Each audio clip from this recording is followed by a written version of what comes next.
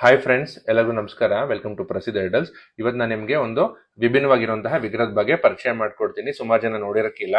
ಇದೇನಪ್ಪಾ ಅಂದ್ರೆ ಗಾಯತ್ರಿ, ಸಾವಿತ್ರಿ, ಸರಸ್ವತಿ ಮೂರು ದೇವರುಗಳು ಒಂದೇ ವಿಗ್ರಹದಲ್ಲಿ ಇರುವಂತದ್ದು. ಕೆಲವೊಂದು ಹಳೆ ದೇವಸ್ಥಾನಗಳಲ್ಲಿ ಈ ತರ ವಿಗ್ರಹಗಳನ್ನ ನೀವು ಕಾಣಬಹುದು. ಬಹುಶಃ ಗದಗ ಒಂದು ದೇವಸ್ಥಾನಕ್ಕೆ ನಾನು ಹೋಗಿದ್ದೆ, ಸರಸ್ವತಿ ದೇವಸ್ಥಾನ ಅಂತ ಕರೀತಾರೆ. ಅಲ್ಲೂ ಬಹುಶಃ ಇದೇ ತರ ಇದೆ ವಿಗ್ರಹ.